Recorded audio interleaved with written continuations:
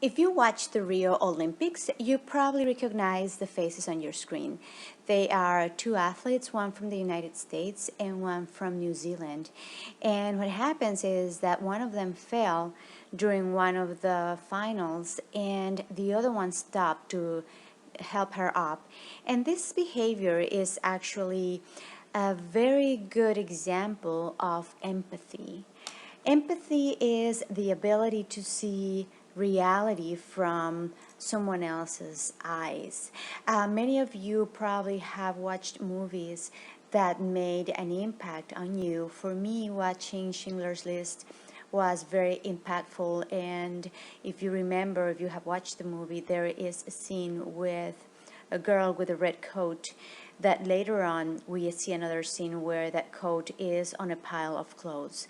I remember being moved to tears when I watched this movie, and that is an example of how empathy can be created through the images and the stories that we hear without necessarily having been witness of these tragic events. And it is very important to develop empathy in children because, and also in adults, because it is the force that drives us to understand others. It is the ability to be in someone else's shoes and to be able to feel what they are feeling, to be able to see the world through their eyes. So today I want to talk to you about empathy, and I want to share with you some of the strategies and exercises that you can use with your own students to help them develop empathy. Please just pay attention to the fact that these exercises have to be adjusted to the level that you're working with. Some exercises would be better for older students, for high school students. Some exercises would be better for K to 6 students. So I will be sharing with you what I think, how I think this exercise could be, each exercise could be adjusted to different kinds of students. If we did not have empathy, we would not have seen people rush to help others during the September 11th tragedy. So it is one of the ways in which we could help students develop empathy is through the use of images and help them understand what are those people that we're watching on the screen feeling, what do they think they are thinking. For example, in this image that I'm showing you, I would ask students to write down what thoughts and feelings they believe that these people have, and why do they think these people are having those thoughts and those feelings. Again, at the end of the writing, I would ask students to share what they wrote down, and we would discuss as a group different perspectives and different recollections of why they believe that these people are reacting in certain ways. Here is another photograph, and with this photograph I would ask students, what do they think? Why do they believe that someone could make someone else do this to another? Why do you think that some people are willing to inflict pain on others? Again, this is so that students can understand other perspectives but not necessarily agree with those perspectives. I would also encourage students to tell me what do they think those kids on the screen went through. What are they thinking? What are they feeling? Again, the purpose of showing this slides is to help students develop a sense of what it feels to be the other.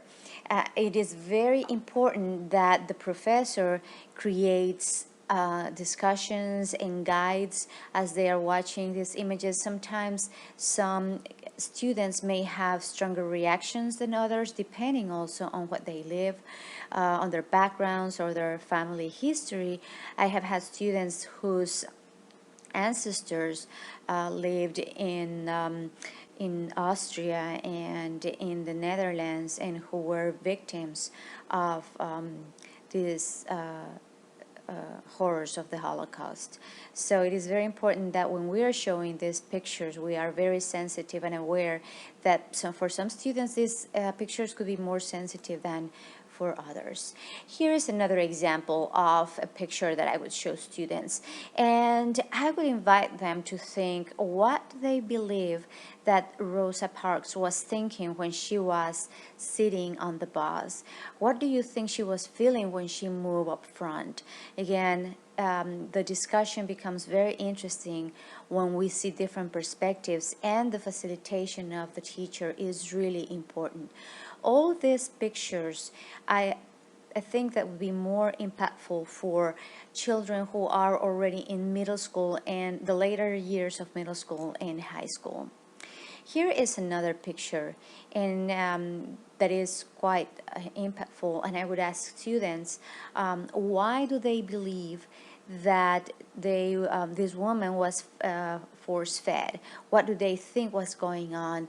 What do they think this person was feeling or was thinking? Another one, very strong picture, is this one where a peaceful demonstration turned into a violent demonstration.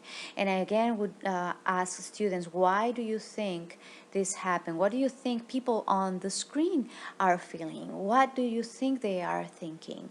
Again, the teacher discussion and sharing of different perspectives and facilitation becomes very important. And for younger children, I would add what we call empathy footprints. So empathy footprints are opportunities for children to write down what do they think that the person on the screen was feeling when that happened. We also ask students to disclose what do you think they were feeling that way, and then how would you feel if this happened to you. This becomes a very rich exercise and very insightful. Again, the most important thing here in this exercise is that we don't forget that for some students this exercise will be more sensitive than for others, so always the debriefing and always the facilitation and at the end is what is going to bring these exercises home. Another interesting exercise, this is more for students who are in high school. I call it the empathy bags. So in this exercise, I pair students and I give each student a bag with different things inside, like you're seeing on your screen. And each bag has random objects inside. The purpose of this exercise is to help students understand that each one of us have different ways of organizing information and different ways to look at the world. And the way that we look at the world is shaped by our own perceptions of reality and our own perceptions of what should be. So I would ask each individual in the pair to take out the things in the bag and to organize them according to certain criteria, but they don't have to share this criteria with their partner. And the partner has to guess what criteria was used to classify these objects. And then at the end of 3 minutes, the person tells exactly what the criteria was to classify the objects. And then the other person takes turns. He or she takes the objects out of the bag and does his or her classification. The interesting thing is that sometimes the way that things are classified doesn't seem to be a logic behind it. For example, here in front of you, you see objects that seem to be randomly assigned to different groups. And when I asked one of the students, what is the criteria behind your organization?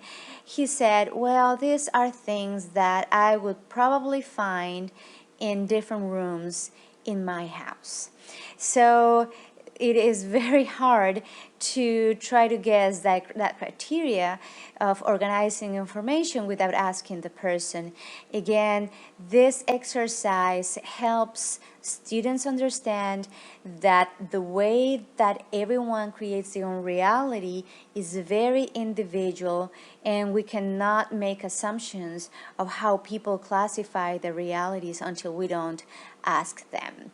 And along those lines, an exercise for organizing realities or seeing the world through different eyes is called the empty glass. And in this empty glass, it is a printable. You can print it and have students cut the glasses, and these glasses, the students would actually put them on and try to write a story from the perspective of different characters. It could be a character from a movie, it could be a character from a book, or it could be someone else they met somewhere.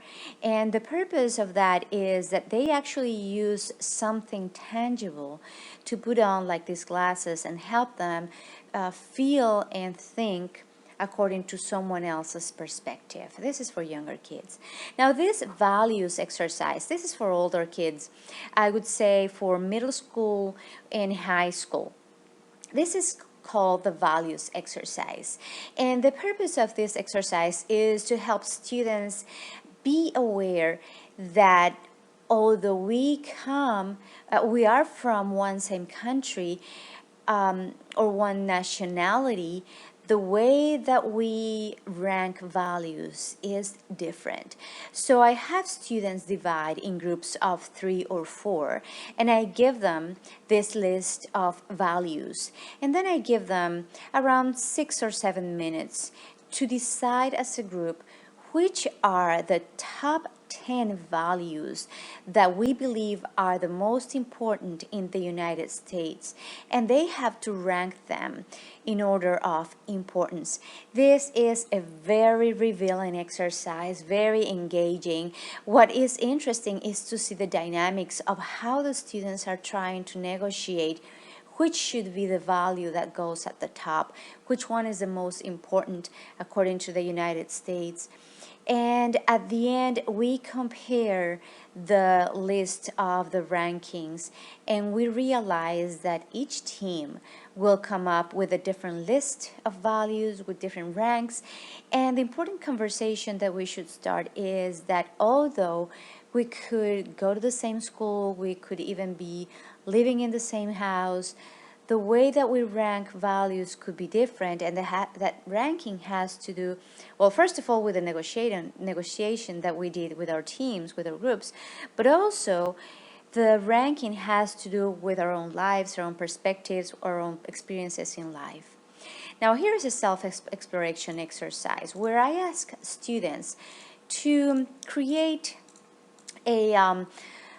this diagram with different ovals, and each oval is going to represent a group that is important in their lives, and they are going to identify how these different groups have made an impact in their own lives. So, for example, in my case, one group that was very important for me in my own life was the gymnastics team. Then I asked students to identify which is one behavior that was very important for that group. In my case, it was seamless execution. Then I asked students what was rewarded and punished in that group. In this case, for my gymnastics team, was gaining weight, was punished, although now it seems like very non-healthy way, but that was what was reinforced in my team.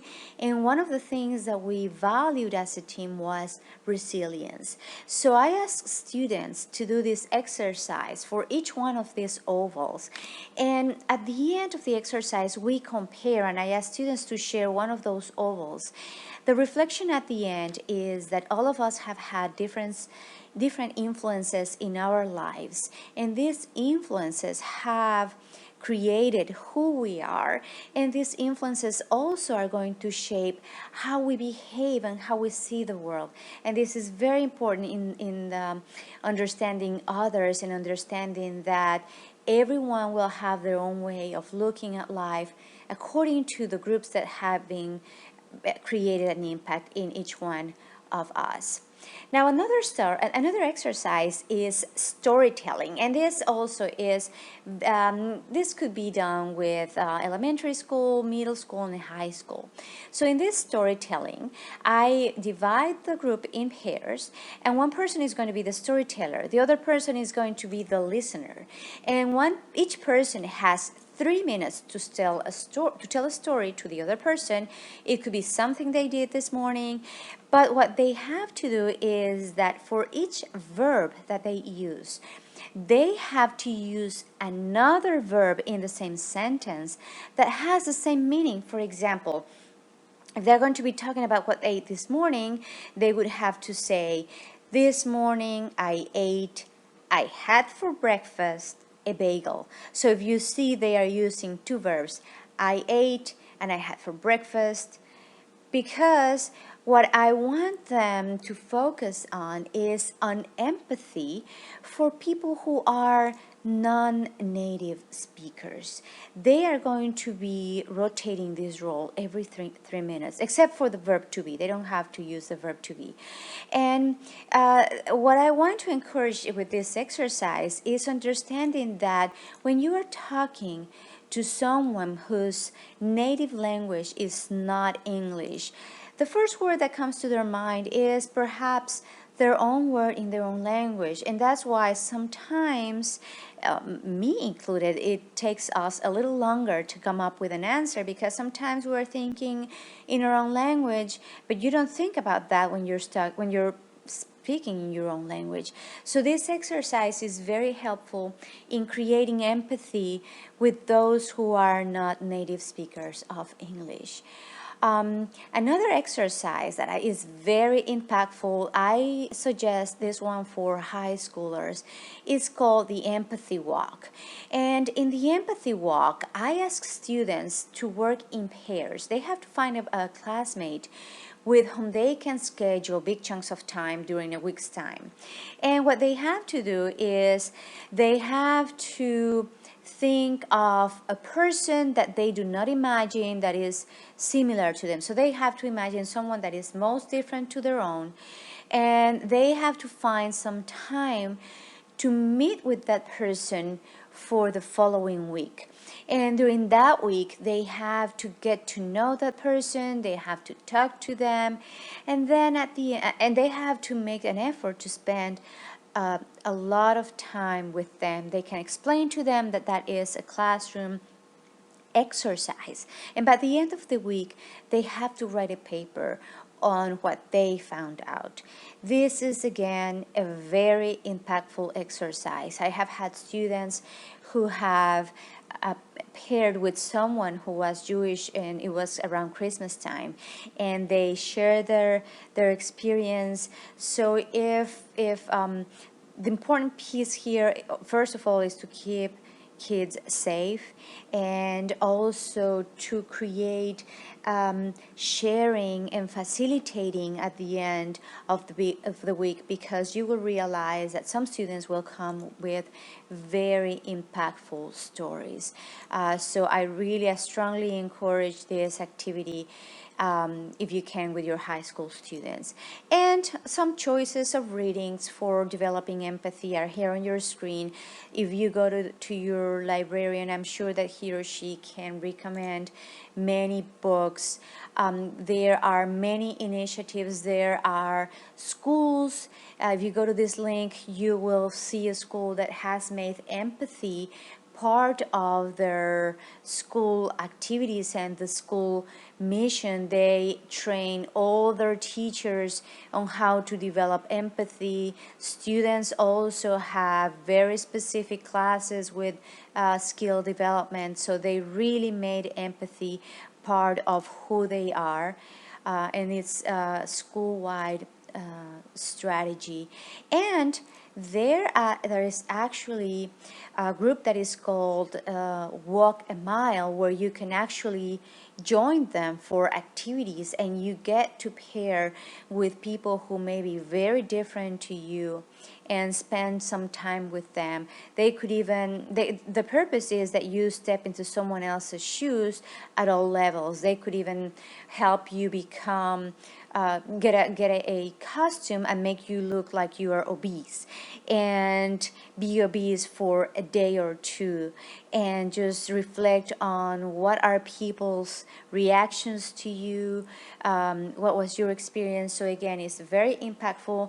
For this experience you have to pay, but it's really worthwhile initiative.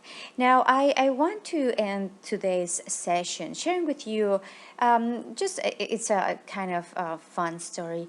This is my first time that my son buys fish, and one of the fish that he bought was bullying the other fish, was just chasing the other fish. So he asked me to go to the store and to change, to give it back.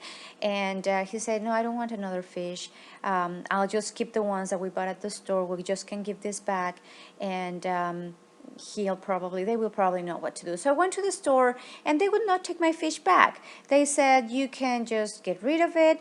And I was feeling very responsible, because I was thinking, well, sometimes in real life we do this. We try to get rid of people who become a nuisance to us. We try to exclude them, we try to ignore them because they are not like the rest. And I think that our jobs and our responsibilities of culturally responsive educators is to actually help students become empathic and also understand other students, because they may be going through challenging times, and it is important that we help them develop these competencies so that we can live a more peaceful way, and we can build a better world for our children.